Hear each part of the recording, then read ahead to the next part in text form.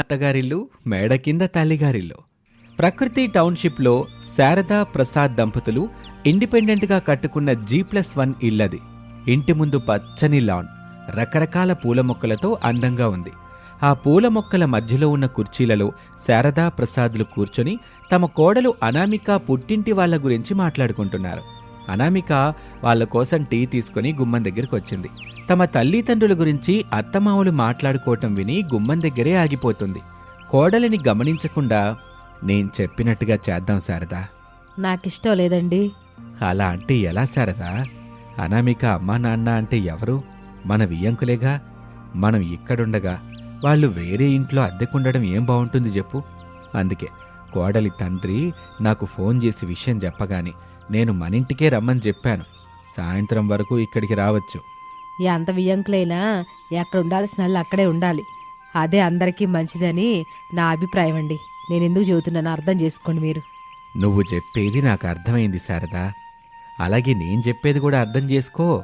కొంతకాలం మన ఇంట్లో ఉండి చేతనైన పని చేసుకుంటారు. ఆ తర్వాత నేనే టైం చూసుకొని మరో ఇంటికి వెళ్ళండి అని చెప్తానులే శారదా. మన ఇంట్లో కొంతకాలమైనా ఎక్కడ ఉంటారు? మేడ మీద మనం ఉంటాం, మేడ కింద వాళ్ళుంటారు. ఓహో, మేడ మీద అత్తగారిల్లు, మేడ కింద తల్లిగారిల్లా. భలేగుందలే. ఈ విషయం కోడలికి తెలుసా? లేదు శారదా, కోడలికి చెప్పొద్దని బావగారు మాట తీసుకున్నాడు అని చెబుతున్న మాటలు వింటుంది అనామిక. అమ్మా నాన్న ఊరు నుంచి ఇక్కడికి రావడం ఏంటి? వచ్చి ఇక్కడ ఉండడం ఏంటి? పైగా నాకు చెప్పొద్దని మామయ్య దగ్గర మాట తీసుకోవడం ఏంటి? అసలు నాకు తెలియకుండా ఏం జరుగుతుంది? అసలే మా అమ్మ నోరు మంచిది కాదు. ఉన్నవి లేనివి కల్పించి ఊరంతా గొడవలు పెడతా ఉంటది. ఇప్పుడు ఇక్కడికి వచ్చి నా కాపురులు ఏ గొడవలు పెడుతుందో ఏమో అని అనుకుని క్షణం కూడా ఆలస్యం చేయకుండా గుమ్మం దగ్గర నుంచి చకచకా శారదా దంపతుల దగ్గరికి వచ్చింది. అత్తయ్య, మావయ్య, టీ తీసుకోండి అని చెప్పి వాళ్ళకిచ్చింది. వాళ్ళు టీ తాగుతూ ఉంటారు.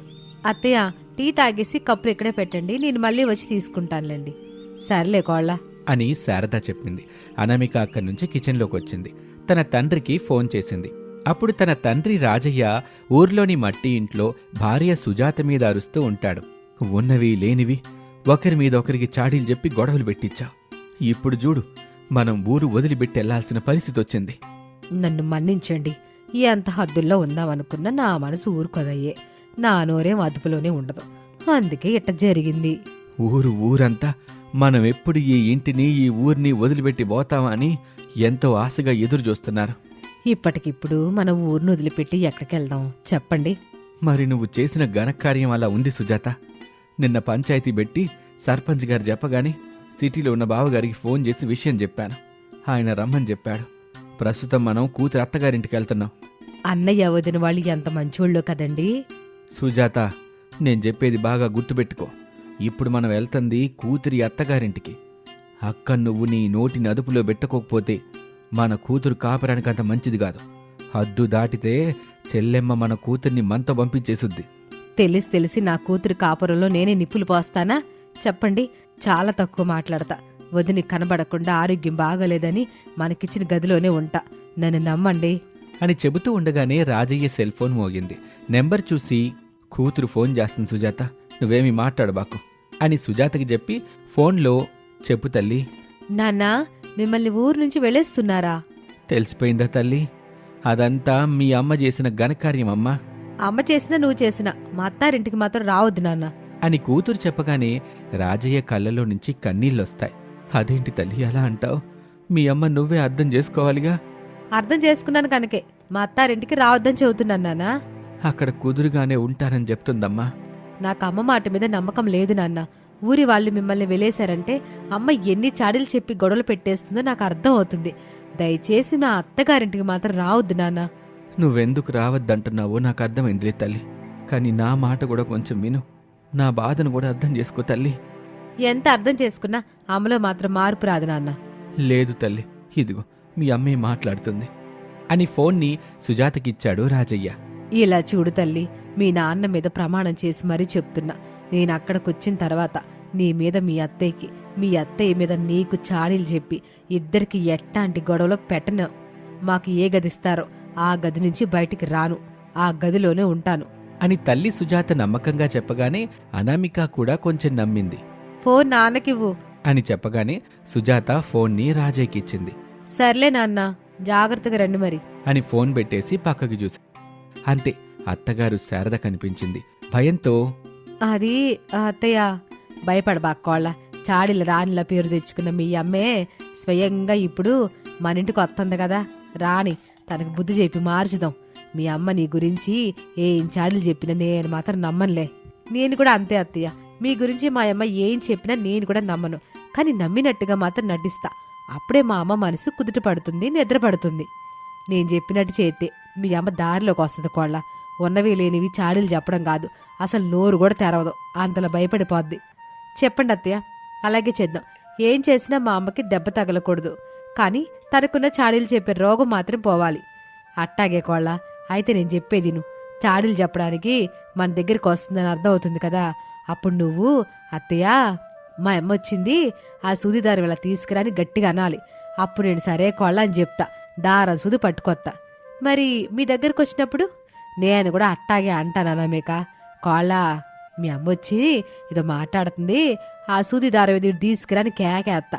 అప్పుడు నువ్వు తీసుకురా. సూది దారంతో అత్తా కొడలు కలిసి నా నోటిని కుట్లేస్తారని భయపడిపోద్ది మీ అమ్మ అప్పుడు.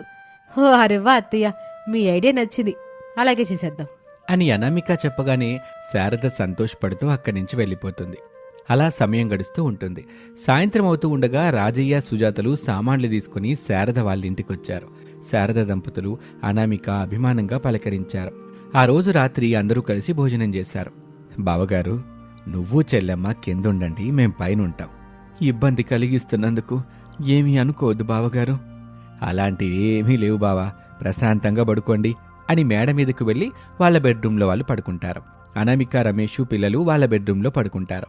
ఇక మేడ కింద రూంలో రాజయ్య, సుజాత పడుకున్నారు. మరుసటి రోజున లాన్లోని మొక్కలకి నీళ్లు పడుతున్న శారద దగ్గరికి సుజాత వచ్చింది. మాటలు కలిపింది. వదిన, మా అమ్మాయి అనామిక మా ఇంటికొచ్చినప్పుడు అని చెప్తున్న సుజాత మాటల్ని అర్థం చేసుకుని శారద కిచెన్లో ఉన్న కోడలు అనామికకి వినిపించేలా, అమ్మాయి కోళ్ళ, మీ అమ్మ వచ్చింది, ఆ సూది దాని పట్టరమ్మా అని గట్టిగా అరిచింది శారద. అంతే, సూదీ దారం ఎందుకో అర్థం చేసుకున్న సుజాత, అయ్యో వదిన, నేను ఈరోజు పళ్ళు తోముకోవడం మర్చిపోయాను, అదిగో ఇప్పుడే వస్తాను, అమ్మాయిని తన పని తను చేసుకోమని చెప్పండి అని చకచక సుజాత మేడ కింద ఉన్న గదిలోకి వెళ్ళిపోయింది. అది చూసి చాడీలు చెప్పడానికి వచ్చింది, సూది దారం అనగానే పారిపోయింది అని నవ్వుకుంటుంది. మరొక రోజున కిచెన్లో వంట చేస్తున్న కూతురు అనామిక దగ్గరికి వచ్చింది. వంటల గురించి మాట్లాడుతూ చాడీలు చెప్పటం మొదలుపెట్టింది. అంతే, అనామిక తల్లికి మరొక అవకాశం ఇవ్వకుండా, అత్తయ్య, మా అమ్మ కిచెన్ లో ఉన్న నా దగ్గరకు వచ్చింది, ఆ సూది దారం ఇలా తీసుకుని రండి అని గట్టిగా శారదకు వినిపించేలా అరిచింది. అంతే, సుజాత భయపడిపోతూ, ఏం సూది దారమే తల్లి, అటు అత్తయ్య ఇటు కోడలు సూది దారం అంటూ నన్ను భయపెడుతున్నారు, మాట్లాడకుండా చేస్తున్నారు అని సుజాత అక్కడి నుంచి పరుగున తన గదిలోకి వెళ్లి తలుపేసుకుంది. అత్తగారు శారద కిచెన్ దగ్గరికి వచ్చింది. ఎక్కడ కోళ్ళ మీ అమ్మ, మీరు చెప్పినట్టుగా సూది దారం సూత్రం భలే పనిచేస్తుంది అత్తయ్య అని అత్తాకోడలిద్దరూ నవ్వుకుంటూ ఆనందంగా ఉంటారు. పేద కోడలి బంగారు కిచెన్. బంగారు రంగులో మెరుస్తున్న కిచెన్ని చూస్తూ పేద కోడలు అనామిక మురిసిపోతూ ఉండగా అత్తగారు శారద అక్కడికొచ్చింది. ఆశ్చర్యంగా చూస్తూ, ఏంటే కోళ్ళ ఇది, కిచెన్ ఇలా బంగారులా మెరిసిపోతుంది? బంగారులా కదతయా, బంగారమే, ఇదంతా నిజమైన మేలిమి బంగారం, ఇది కోడలి బంగారపు కిచెన్ అత్తయ్యా అని శారదని కిచెన్లో నుంచి పంపిస్తుంది.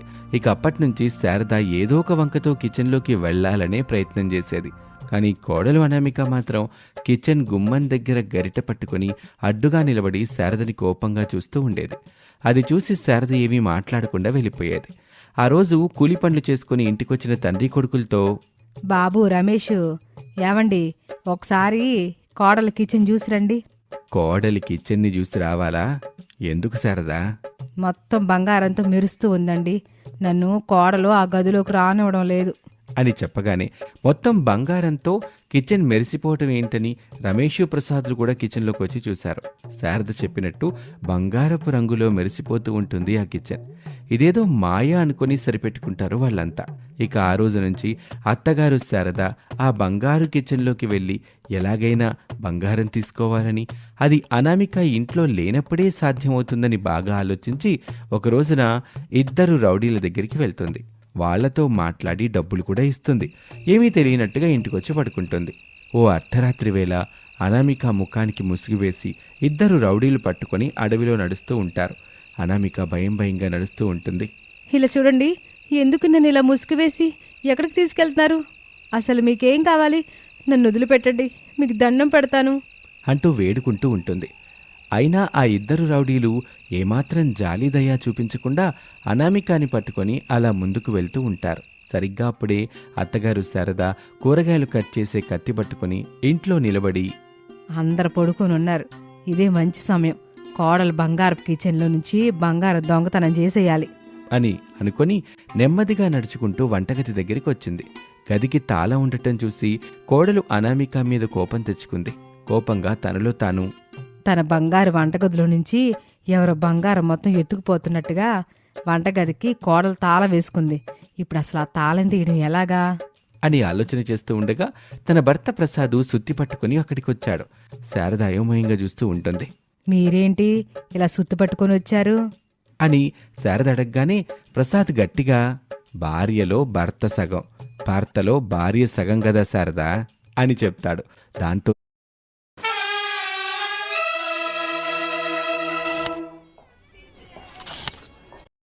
శారద కంగారు పడుతూ, మీకు దండం పెడతాం, అంత గట్టిగా మాట్లాడబాకండి, కొడుకు కూడా లెగిస్తారు అని శారద దండం పెడుతుంది. అది చూసి ప్రసాద్ నెమ్మదిగా, ఏదైనా పూర్తిగా చెప్పే అవకాశం నాకెప్పుడిచ్చావు శారదా నువ్వు? నేను అడిగిందేమిటి, తమరు చెబుతున్నదేమిటి? నువ్వు అడిగిన దానికే నేను చెప్తున్నాను శారదా. నేనోదే పూర్తిగా చెప్పాలనుకుంటాను, నువ్వు మాత్రం మధ్యలోనే అడ్డుపడతావు, తిరిగి ఇట్లాంటి ప్రశ్నలు వేస్తావు. నేను చెప్పేది పూర్తిగా వినాలిగా. సరే సరే, ఈ సుత్తిని ఎందుకు తీసుకొచ్చారో అది చెప్పండి ముందు. ఎందుకేంటి శారదా, సుత్తితో నీ తలని అని చెబుతూ ఉండగా శారద భయంగా, ఏంటి, సుత్తితో నా తల మీద కొడతారా? అంటే నన్ను ఈరోజు ఈ సుత్తితో కొట్టి చంపేయాలని చూస్తున్నారా? అయితే ఆ సావిత్రి చెప్పింది నిజమేనన్నమాట. నువ్వు మళ్ళీ సావిత్రి పేరు తీస్తే నేను గట్టిగా అరుస్తాను, కొడుకు కోడలేస్తారు, అప్పుడు నువ్వు దొంగవని నిన్నే చాలా మాటలంటారు. అంత పని మాత్రం చేయబాకండి. శారదా, నువ్వు కత్తి పట్టుకొని కోడలి బంగారు కిచెన్లోకి ఎందుకు వెళ్తున్నావో నాకు తెలియదు. ముందు ఆ విషయం చెప్పు. తెలిసి కూడా గట్టిగా అరుస్తానని నన్ను బెదిరిస్తున్నారా? ఎలాంటి శబ్దం రాకుండా ముందు ఆ కిచెన్కున్న తాళం పగలగొట్టండి. అలా చేస్తే సౌండ్ వచ్చుద్ది, కోడలు నిద్ర లేచి ఇక్కడికి వచ్చిద్ది. ఇంకెక్కడ కోడలో ఇంట్లో లేదు.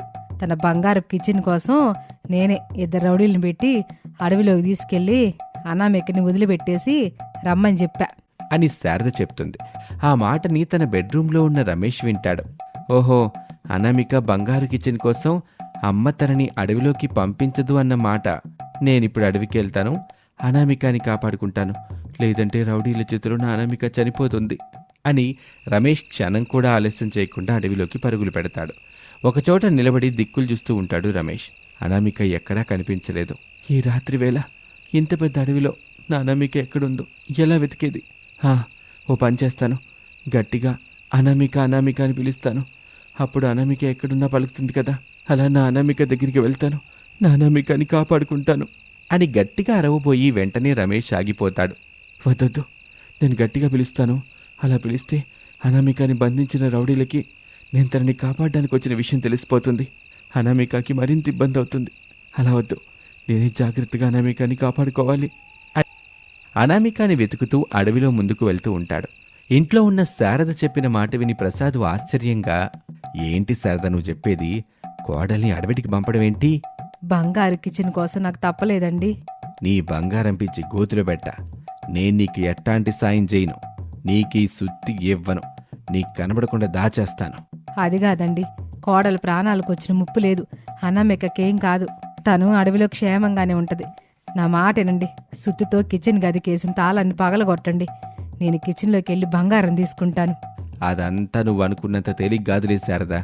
అది కాదండి, నేను కోడలు బంగారు కిచెన్ నుంచి బంగారం దొంగతనం చేయాలని ఎప్పటినుంచో అనుకుంటున్నాను, కానీ వీలవడం లేదు. ఈ రోజు ఎలాగైనా. ఈ రోజే కాదు శారదా, ఏ రోజైనా సరే పేరాస తీరదు. నా మాట విని అట్లాంటి కోరికలుంటే మానుకో.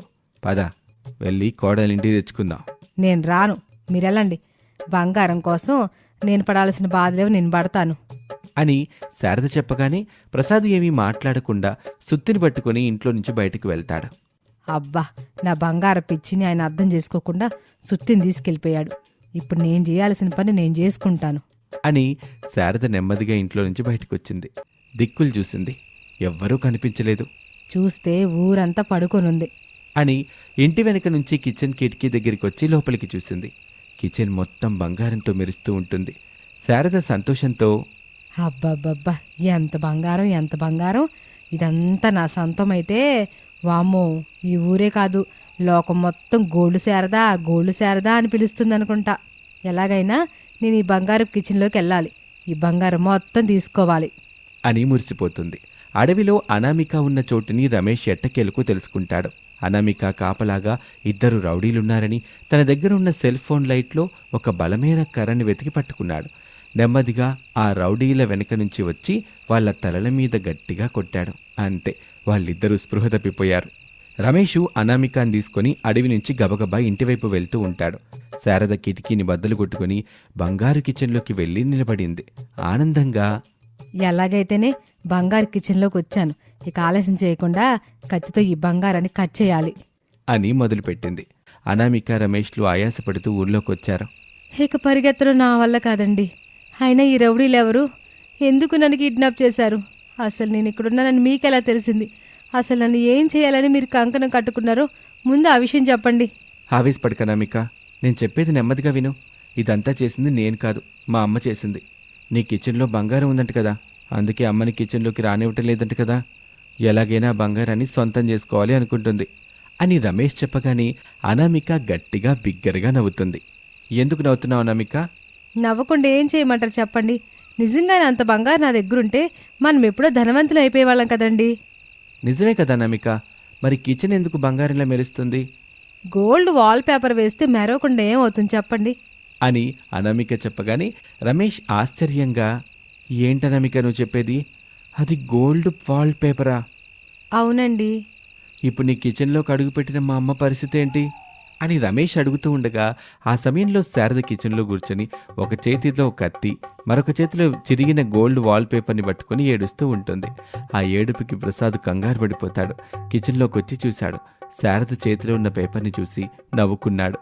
రమేష్, అనామిక ఇద్దరూ చకచక ఇంటికొచ్చి చూశారు. శారద పిచ్చి పట్టినట్టుగా కిచెన్లో ఉన్న గోల్డ్ వాల్ పేపర్ని చించేస్తూ ఉంటుంది. అదంతా చూస్తున్న రమేష్, అనామిక, ప్రసాదులు శారదకి పిచ్చి పట్టిందని తెల్లారిన తర్వాత పిచ్చాసుపత్రిలో చేర్పిస్తారు.